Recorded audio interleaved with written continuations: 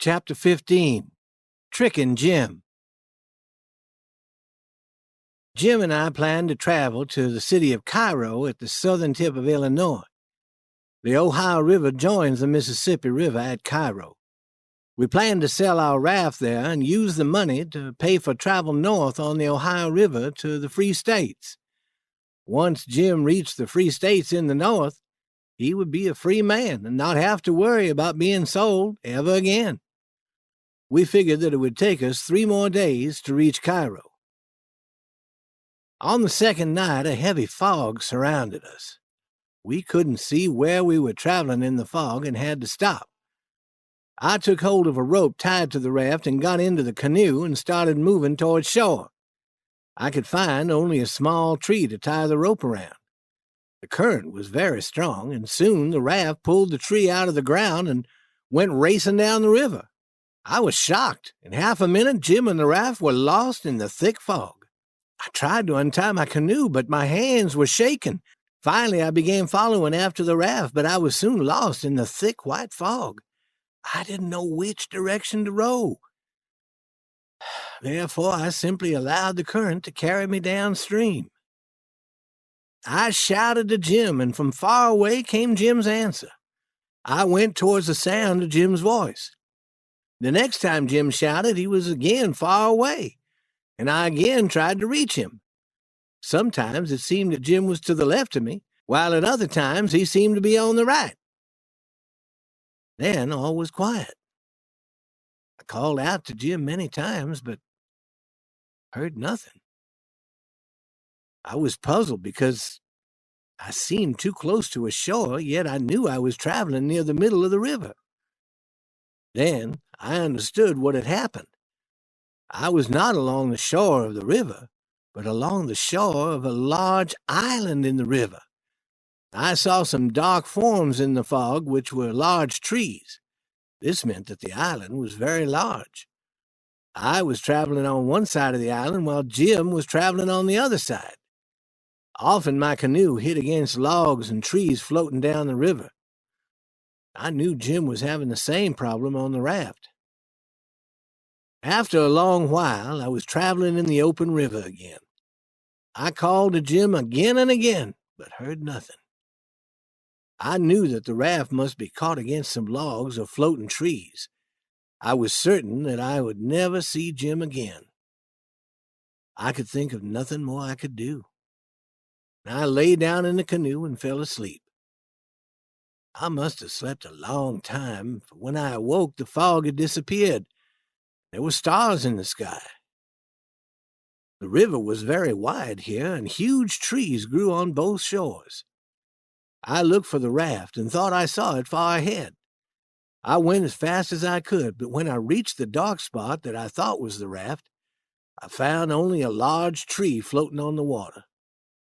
For the next hour, I moved towards many other dark spots on the river, but each time I found only floating trees.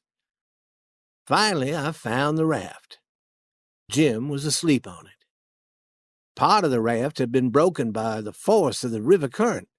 Branches and pieces of dirty wood covered the deck. I tied my canoe to the raft and lay down beside Jim. I stretched my arms and acted as though I was simply awakening. "Hello, Jim. I've been asleep." "Is that you, Huck? You aren't dead? You aren't drowned? I can't believe that you're alive. Is that really you? I'm so happy. I didn't expect to see you ever again." "What? Why are you talking like that, Jim? Are you drunk?" "Drunk? I've never had time to drink." "Then why are you talking in this crazy manner? Why are you talking as though I've been away?"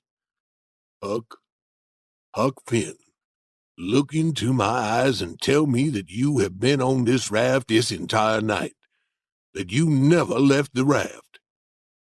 "Left the raft? Why would I have left the raft? Where would I have gone?" "Huck, do you remember tying the rope from the raft to that small tree when we were in the thick fog?" "What small tree, Jim, and what fog? What are you talking about?" "I'm talking about the fog that was here most of the night I'm talking about how we were separated, how you were in the canoe and I was on the raft, and my raft was nearly destroyed when it struck some big logs being pushed by the river current. You must have been dreaming, Jim. That didn't happen. There was no fog, and we were never separated. I've been sitting on this raft talking to you all night, till you went to sleep. But how could I have dreamed all that? That makes no sense. Well, you must have dreamed it because I've been sitting here on the raft and never left it. Jim rubbed his hands over his face. If that was a dream, Huck, it was the strangest dream I ever had. That dream must have been sent to me as a warning. If we are going to prevent bad luck, we must understand exactly what each part of the dream means. That dream tried to tell me that we were going to meet much trouble and have many problems with bad people. But if we are careful and are nice to people who are mean to us, we'll finally come out of the fog and have no more problems, and we'll end in the big clear river, which represents the free states of the North, where I'll finally be a free man. Well, that sounds fine, Jim, but how do you explain all these branches and pieces of dirty wood on the deck of the raft? How do you explain that part of the raft that is broken?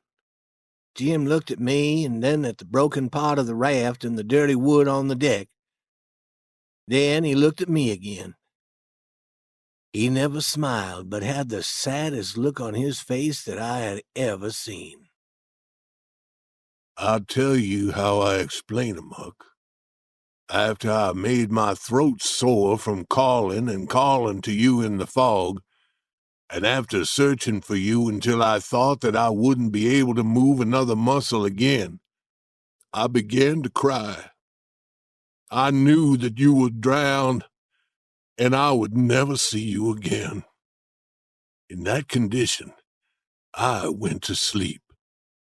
When I awoke and saw you safe in the raft, I was so happy that I wanted to get down on my knees and kiss your feet.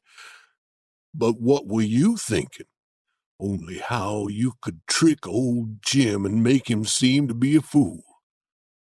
The branches and dirty wood on this raft are worthless, and a friendship is worthless if a friend plays a trick like the one you played. What you did is shameful, Huck. Jim stood up and slowly walked into the tent. He said nothing more, but what he had said was enough to make me feel deep shame. I wanted to kiss his feet and have his friendship again. It was 15 minutes before I went in to tell Jim that I was sorry about the trick. I was always happy that I told Jim how sorry I felt, and I never again played an unkind trick on him.